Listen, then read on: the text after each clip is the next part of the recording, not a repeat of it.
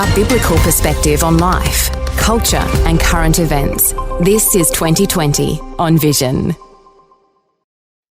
The challenge for every generation since the church was conceived 2,000 years ago is to reach that next generation. It's my great pleasure to welcome Noddy Sharma into the studios today, who's just started a new ministry/charity called Able, and it's all about empowering the next generation. Noddy, welcome. Hey, thanks, Andrew. It's great to be with you. Well, it's great to have you up here. You are here for a conference in Queensland, all the way from sunny Melbourne. Can we call it sunny? You can call it sunny. I'm not 100% sure it's going to live up to its name, at least for a couple of months of the year. It's pretty good. I mean, you get sun, you get rain, you get clouds, but... Yeah, we get all of that in a day, sometimes an hour. And great coffee and great food. Now, that is worth the claim. Like, seriously, the coffee and the food in Melbourne is next level. It is, mate. And we love our Melbourne listeners. And I don't know if you know, Noddy, but Vision has a digital signal in Melbourne now. So we're getting more and more listeners down there. We love it. I love Melbourne. I went there about a month ago, just had the best time. But we're stoked to have you here in the studio today. And I want to find out more about Able. Why did you start Able? You know, it's a great question, and I find myself asking the same thing at times. You know, when you start something, you think, seriously, what is going on here? And let's be clear, I only started it since March. So, you know, it's brand new. You know, my real desire for starting this thing was we were tracking. I was with World Vision for a number of years, and we were tracking with Barna Research, David Kinnaman, some others, great guys, global research pieces. And I was engaged in some of the stuff that we were doing with Gen X, Gen Y, and now Gen Z, and even the shouldering into Gen Alpha. And it was really interesting when you start looking at faith and you start thinking about the formation of that and how that's actually brought about. I mean, the catch cry of Gen Y was really around, hey, don't just tell me something is true.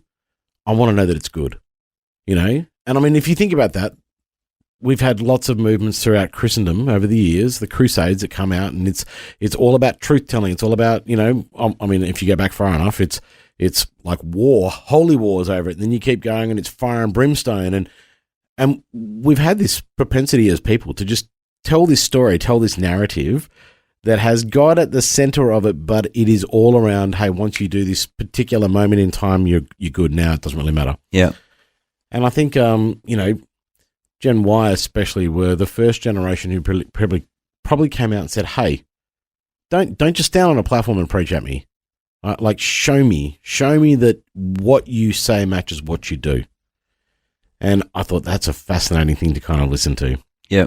You know, and really there's this call back to us to say, hey, you got to live it out. You can't just talk about how good Jesus is. You can't just talk about your Christian faith being this amazing thing that is a guiding light and principle for your life. You've got to live it out. You've got to show us what it looks like. And so even if someone doesn't actually come to faith, right, how do you still be a person that does good in the world? And then by the time you kind of hit Gen Z, we realize that things have changed significantly, right? The landscape of the world has changed. And so I liken it to the point that there has been so much change and so much shift that has occurred, and you throw in COVID just for good measure, that all of a sudden we are now living and seeing fruit being born out of stuff that's gone before. And so you get stats that come up when talking about things of faith of, you know, 1 in 4 kids around the world that's in that Gen Z, 12 to 17 currently, believe they'll be famous. 1 in 4. Wow. Now, when I was growing up, if you're going to be famous at something, you had to be like the top 0.01% of the population to be able to do something. Yeah. Now they all carry around smartphones in their pockets, right, with multiple platforms of socials, and they only need something to go viral. Yeah. And it could happen. Yeah. Right? So there's a reason that 1 in 4 believe they will be. It's because there's a chance that they could be. Yeah. It won't be for something good, but there's a chance that they will be. Yeah. And then when you look at it and you start thinking, what is it that they're wanting to be able to do? And they start saying things like, I want to be an influencer, you know, or I want to have my own social media account, or whatever it is that they're talking about. It's kind of like these aren't jobs that were built in community to build up society. These are jobs that are actually focused around them being the center of their own universe. Yeah. Now, all of which you go, it's not necessarily that bad. Like that's the signs of the time. Things that have changed, things that have shifted. Now, the big issue, though, for me is if you really look at what the fruit is that's coming out of it, Australia is one of the only nations that came up on that list of more than 100 kind of countries that we looked at where the top concern in our young people was their mental health. Wow. right? So their anxiety levels, their mental health, they're influenced by it, worried about suicides, worried about jobs, worried about their stability, their families. All of these things are the stuff that's plaguing them at night. And so I took some time and actually came back and said, well, what's really going on here? How do we think about this? Why? Why is this occurring? And as we've looked at it, one of the things that I realized, now I've got a vested interest in this. I've got an 11-year-old boy and he's a beautiful little kid, love him to bits. He's got this real faith and I want to see him grow up in a world that allows his faith to flourish. But my sense is that what we've seen across society, in Australia especially, is we've seen the unpicking of the fabric of who we are as a nation. So in other words, we've been kind of brought up in this world that understands faith, that understands church, that understands this notion of how kind of things are put together. And we've watched all of that unpicked. You know, I mean, we talked about Melbourne before, great coffee, et cetera, et cetera. But seriously, if you're a follower of Jesus in Melbourne and you want to convert your kid, your own child, in a school setting, or you want to pray for them, there's every chance you could get arrested. Wow. Right? So we've taken the stuff that's actually made Australia who it is, right? Our health system, our education system, governance, policing, everything, even the way that we actually do infrastructure across the city has all come off a biblical access of new heaven, new earth. Yeah. And we've unpicked that fabric, and instead what we're left with is this notion of what does it look like to have a godless society? Well, I'll tell you, the fruit of that is anxiety, emotional instability, a real sense of loneliness, or all the stuff that we think is kind of a given has been undermined. Yeah. The way in which family formed, you know, over the generations that have gone before is what I call this vertical kind of relationship, where the hierarchy of parents and elders and pastors and community and sports and all the stuff that's gone before would speak into the life of a young person and give them a safe space to be able to explore, push boundaries and figure out who they are, while still maintaining that they're loved, that they're cared for, that they're disciplined, and that someone has got their back. Now what we see in society, by the way, passes a low, all-time low, like less than 5% of trust. Now what we see this completely horizontal and flat kind of digital world occurring.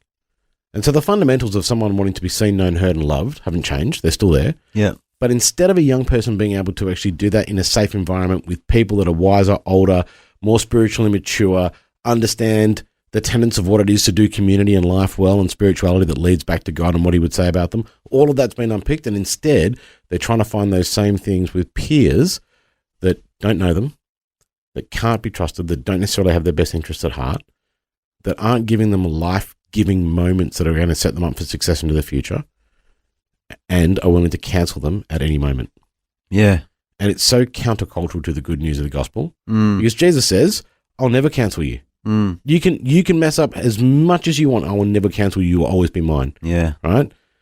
And yet what we've got is we've got a generation who are living under this cancel culture and living under this whole thing where they're being reminded constantly that the only thing their life is good for is to be on like social media in a digital realm and actually have a digital footprint and presence, when actually they've been created for relationship, they've been created for real life, they've been created to have a life that's actually expanded and bigger.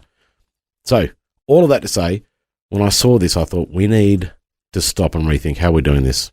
And Able Movement was born, where it seeks to exist to actually help us think differently, help us actually put our resource towards that next generation and help them flourish. Can you almost imagine with me for a moment that God does something incredible through our young people, or continues to do it through, and they start to believe the truth that they are worthy, that they are loved, and they have something to say and something to offer? And that we fast forward for a couple of generations and we almost see the largest move of young people today that's growing the church is coming from the next generation leaders who are doing it before they've even figured out that they're doing it. I love it. I love it. Okay, well, let's talk about practicalities, because I love the intention and the motive behind this, but how are you empowering the next generation? What's your goal? To work with local churches, or how are you going to do it? Yeah, absolutely. You're good. Oh, thanks, man. Okay, I love the intention behind that. So how are you going to do that, Noddy? You know, it's a great question, right? And this is one of the funny things that I've really wrestled with, because I can articulate the problem pretty well, right? But the solution is really difficult. And I think I'm in good company, right? And the reason I say that is because it's not up to me to say, hey, this is the how. What it's up to me is almost to be a disruptor in this moment, to say, I can tell you what the how isn't. It isn't just put on a cool youth ministry. It isn't just gather them up. It isn't just actually speak to them from a platform. It isn't actually, keep doing the same thing we've always done. What it is almost a call back to some fundamentals of what it is to build community and to actually allow the family of God to be its best.